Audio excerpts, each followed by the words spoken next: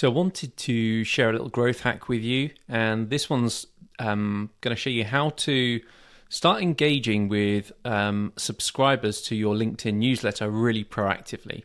So I've got a LinkedIn newsletter. I've created it on my personal LinkedIn profile, and I've got I think I've released 7 editions of this newsletter. I've got 1,248 subscribers, so 1,200 subscribers to my newsletter.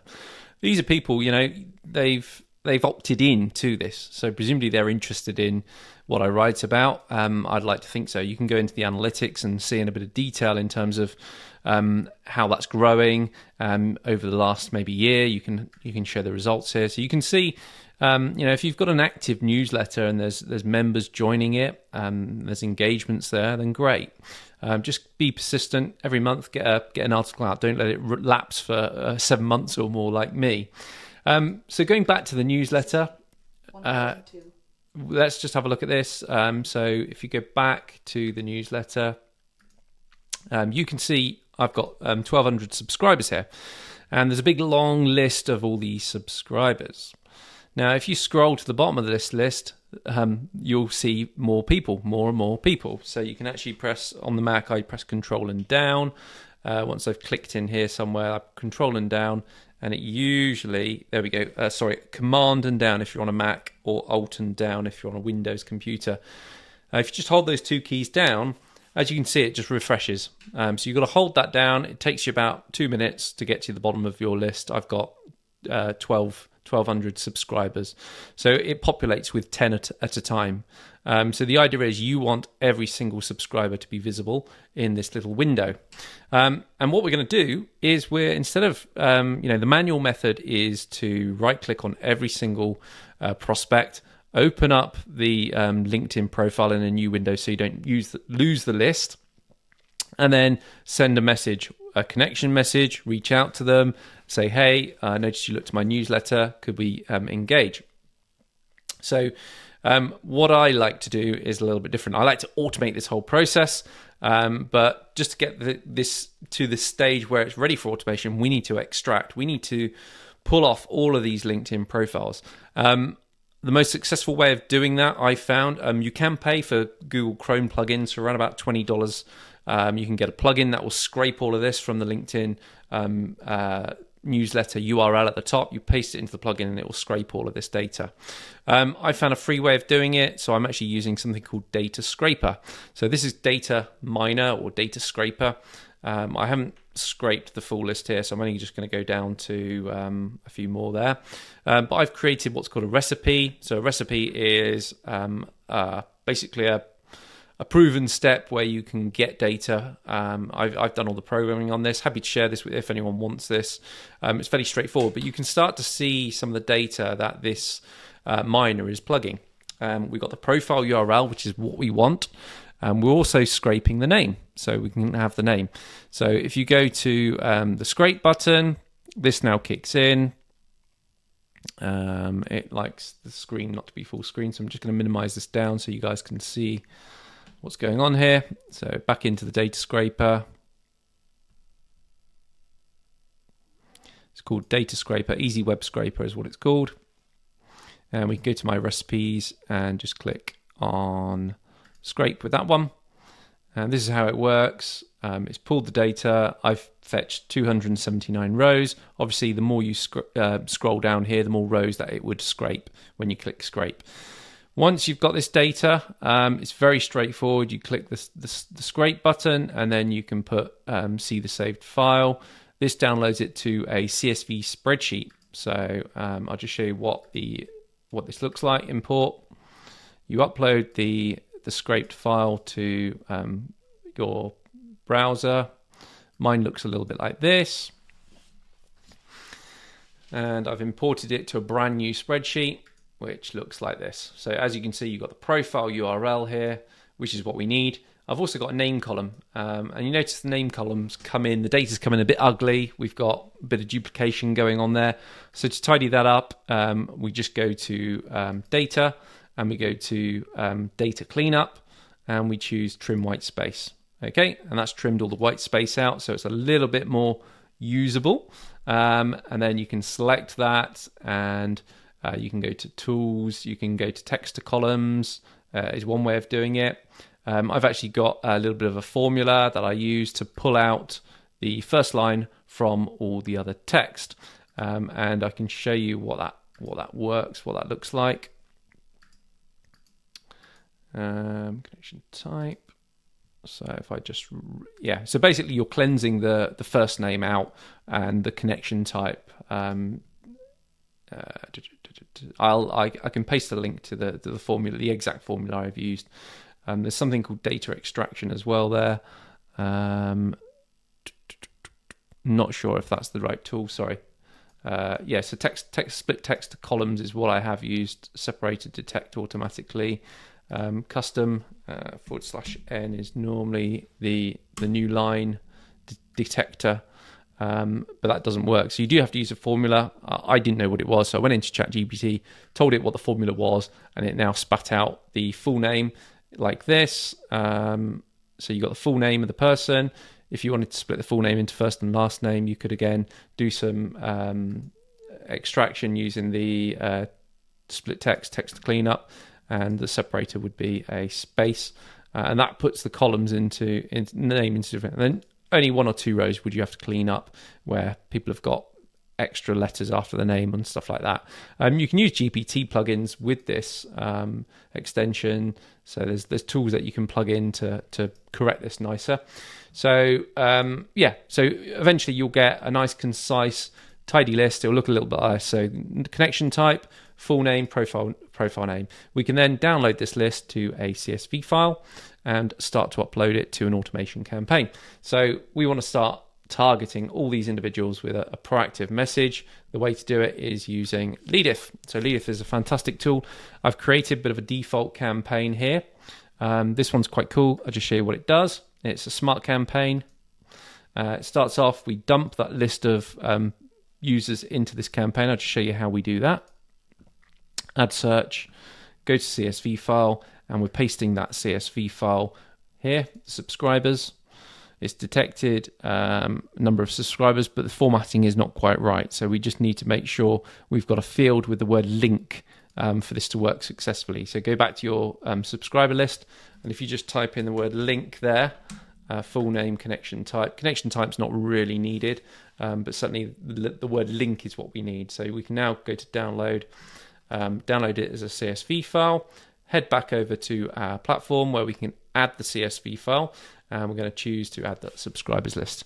This time it's going to hopefully work. Yep, it's detected the full name and the LinkedIn profile URL. The other fields, we're not interested in that. So we go to next.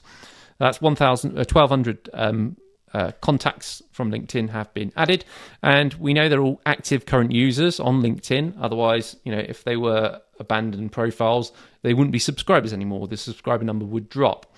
So what you can see here is I've created a campaign. I'll just show you what this campaign looks like. So it starts with a bit of a perform action. So the first action is we view their profile. So we view the subscriber's profile. We then send a connection request, because some of these guys are second degree, some of them are third degree, some of them are first degree. So if they're a first degree connection, they'll go straight through to the next step. So hi, first name, thanks for subscribing to my newsletter. This is me. Truly appreciate your interest, and I believe connecting would be a fantastic opportunity for both of us to share insights and grow our networks. Let's connect and make the most of this journey together. So that's my kind of intro message that I'm using. We then go down if connected. So if we allow 20 hours for them to connect to us. If they have connected, then automatically they go down this route, and we send them a courteous follow-up message. Welcome to the network. Look forward to learning more about them and their company name. I probably want to drive a bit harder on this campaign, so I'll probably send another follow-up message. But I've also got an AI post commenter. So it finds a post that they've written, the subscriber, and it puts a positive comment with a question. And you can also have an approval process where you can approve these comments as well. I just leave them on auto approve. So now I've got AI commenting an hour after the message.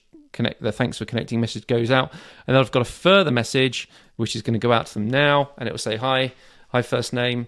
Do you think it would be beneficial to have a quick 15-minute call to chat about